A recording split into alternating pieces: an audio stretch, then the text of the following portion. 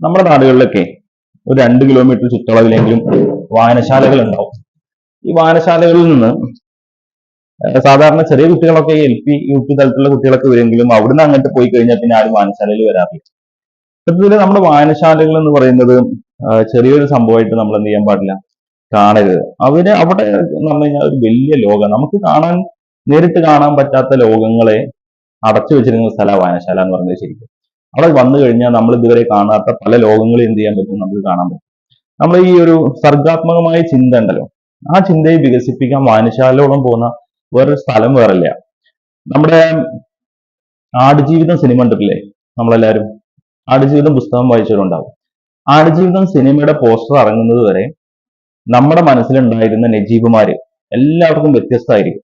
എന്റെ പുസ്തകം വായിച്ചപ്പോൾ നജീബ് ആവൂല ആ പുസ്തകം വായിച്ച മറ്റൊരാൾക്ക് ഉണ്ടാവുക. പക്ഷെ ആടുജീവിതം സിനിമ ഇറങ്ങിയതിനു ശേഷം ആ പുസ്തകം വായിക്കുന്ന ബഹുഭൂരിപക്ഷം ആളുകളുടെയും നജീബ് എന്ന് പറയുന്നത് പൃഥ്വിരാജ് ആയിരിക്കും. കാരണം നമ്മളിൽ ആ സങ്കല്പം പതിഞ്ഞു കഴിഞ്ഞു.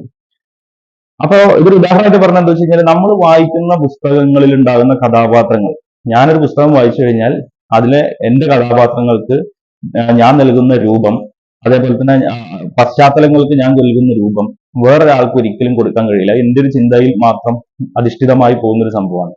നമ്മുടെ ഈ കുട്ടികളുടെ കാര്യത്തിൽ അവരിൽ ഏറ്റവും കൂടുതൽ വർദ്ധിക്കേണ്ടത് ചിന്ത തന്നെയാണ്. ചിന്ത വർദ്ധിക്കുമ്പോഴേ ഉള്ളൂ, സർഗാത്മകമായ ചിന്ത പ്രത്യേകിച്ച് വർദ്ധിപ്പിക്കുമ്പോൾ മാത്രമേ ഉള്ളൂ അവർക്ക് വേറെ വേറെ കാര്യങ്ങൾ അല്ലെങ്കിൽ പുതിയ പുതിയ കാര്യങ്ങളെ കുറിച്ച് ചിന്തിക്കാനും അവര് പുതിയ പുതിയ ആശയങ്ങളെ തേടി സഞ്ചരിക്കാനൊക്കെ അവരെ പ്രാപ്തനാക്കുന്നത്. പണ്ട് കേട്ടിട്ടുണ്ട്, ഈ ബുർജ് ഖലീഫ എന്ന് പറയുന്നത് ഇന്ന് ലോകത്ത് എല്ലാവരും ഒരു ടൂറിസ്റ്റ് കേന്ദ്രം പോലെ നേരിട്ട് പോയി കാണുന്ന ഒരു കാര്യമാണ്. അതൊരാളുടെ ചിന്തയായിരുന്നു. ആ ചിന്തയെ അയാൾ യാഥാർത്ഥ്യമൊക്കെ ചെയ്തത്. അപ്പോ അത് ഏറ്റവും വലിയ കെട്ടിടം എന്നുള്ളതാണ് അത് ഉദാഹരണമായി പറഞ്ഞത്. നമുക്ക് മുമ്പിൽ പല കാര്യങ്ങളും ചെറുതും വലുതുമായ നിരവധി കാര്യങ്ങളെ കുറിച്ച് ചിന്തിക്കാനുള്ള ശേഷി വർദ്ധിപ്പിക്കാനും അതോടൊപ്പം ആ ചിന്തയെ യാഥാർത്ഥ്യമാക്കാനുള്ള ഏറ്റവും നൂതനമായ ആശയങ്ങളെ കണ്ടുപിടിക്കാനും എല്ലാം ഉതകുന്ന ഒരു വലിയ ലോകമാണ് വായനശാല. ഏതൊരു ചെറിയ വായനശാലയിലും 1000-ൽ കൂടുതൽ പുസ്തകങ്ങൾ ഉണ്ടാവും. ഈ വെക്കേഷൻ സമയത്ത് ഒരു ചലഞ്ച് തരികയാണ്. ഇനിയുള്ള ഒരു 10-40 ദിവസം, ഈ 40 ദിവസത്തില് 10 പേജ്, ഒരു പുസ്തകത്തിലെ 10 പേജ് നമ്മൾ വായിക്കാൻ തയ്യാറാവുക എന്നുള്ളതാണ്, അല്ലെങ്കിൽ കുട്ടികളെ വായിപ്പിക്കാൻ തയ്യാറാവുക എന്നുള്ളതാണ്. നമ്മളും കൂടെ വായിക്കണം. കാരണം നമ്മൾ വായിക്കുന്നത് കുട്ടികൾ കണ്ടിട്ടില്ല, അതുകൊണ്ട് തന്നെയാണ് അവരും വായിക്കാത്തത്. കാരണം അവരുടെ മാതൃക രക്ഷിതാക്കളാണ്. രക്ഷിതാക്കൾ വായിക്കുന്നത് കണ്ടാലല്ലേ ഉള്ളൂ കുട്ടികൾ വായിക്കുക, നമ്മൾ വായിക്കുന്നില്ലല്ലോ. അപ്പൊ നമ്മളിതൊന്ന് വായിക്കണം. നമ്മൾ അവരുടെ കൂടെ ഒരു 10 പേജ് ഒഴിവുപോലെ വൈകിട്ട് രാവിലെയോ ഉച്ചക്കോ എപ്പോഴാണ് നമുക്ക് സമയം കിട്ടുന്നത് വെച്ചാൽ ഒരു 10 പേജ് നമ്മുടെ മക്കളെ കൂടെ ഇരുന്നിട്ട് ഒരു ദിവസം വായിക്കാൻ നമ്മൾ തയ്യാറായാൽ ഒരു പക്ഷേ അതൊരു പ്രചോദനമായി കണ്ട് ഈ 40 ദിവസം കൊണ്ട് ചിലപ്പോൾ അവന്റെ ഒരു ദിനചര്യയായി മാറി, അല്ലെങ്കിൽ അവളുടെ ഒരു ദിനചര്യയായി മാറി ചിലപ്പോൾ ജീവിതത്തിൽ വായന എന്ന് പറയുന്ന ഈ വിശാലമായ ലോകത്തേക്ക് അവർ കടന്നു വരുന്ന ഒരു സാഹചര്യം ഉണ്ടാവും. അപ്പൊ നമ്മൾ കുട്ടികളുടെ പ്രചോദിപ്പിച്ചുകൊണ്ട് ഒരു ദിവസം ഒരു 10 പേജ് അടുത്തുള്ള വായനശാലയിൽ നിന്നോ അതല്ലാന്നുണ്ടെങ്കിൽ മറ്റു സൗകര്യങ്ങൾ ഉണ്ടെങ്കിൽ അത് ഉപയോഗിച്ചിട്ടോ ഒരു പുസ്തകത്തിലെ 10 പേജ് വായിക്കാൻ നമ്മൾ എന്ത് ചെയ്യുക, കുട്ടികളെ പ്രേരിപ്പിക്കുക. ആ വായന ഒരു പക്ഷേ ആ കുട്ടിയുടെ ജീവിതം തന്നെ എന്ത് ചെയ്യും, മാറ്റിമറിക്കും.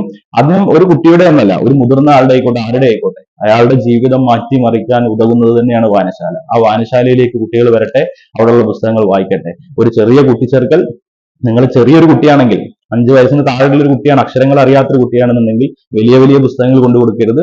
ഒരുപാട് ചിത്രങ്ങളുള്ള പുസ്തകങ്ങൾ കൊണ്ടുപോയി കൊടുക്കുക. ആ ചിത്രങ്ങളിൽ നിന്ന് ആ ചിത്രം കണ്ടതിന് ശേഷം അവന് മനസ്സിലായ ആശയങ്ങളെ ചർച്ച ചെയ്യുക. കുട്ടിയുടെ പ്രായം കൂടുന്തോറും ചിത്രങ്ങളുടെ വലുപ്പം കുറഞ്ഞു കുറഞ്ഞു വരുന്ന പുസ്തകങ്ങളിലേക്ക് പോകണം. ചെറിയ കുട്ടിയാണെങ്കിൽ എന്ത് ചെയ്യണം, കുറെ വലിയ ചിത്രങ്ങളുള്ള ചെറിയ വാക്കുകളുള്ള പുസ്തകം എടുക്കണം. പ്രായം കൂടി ഒരു 15 വയസ്സൊക്കെ 15 വയസ്സൊക്കെ കഴിയുന്ന സമയത്ത് ചിത്രങ്ങൾ കുറഞ്ഞ കൂടുതൽ അക്ഷരങ്ങളും വാക്യങ്ങളും ആശയങ്ങളും ഉൾക്കൊണ്ട പുസ്തകങ്ങളിലേക്ക് കുട്ടികൾ എന്ത് ചെയ്യണം, നമ്മൾ കൈപിടിച്ച് നടക്കണം. അപ്പൊ ഈ ഒരു വെക്കേഷനിലുള്ള ഇനിയുള്ള ഒരു 40 ദിവസം ഒരു 10 പേജെങ്കിലും വായിക്കാനുള്ളതാവട്ടെ. ആ വായന നിങ്ങളെയും നിങ്ങളുടെ കുട്ടിയെയും ഒരുപാട് വലിയ ലോകങ്ങൾ കാണിച്ചു തരട്ടെ.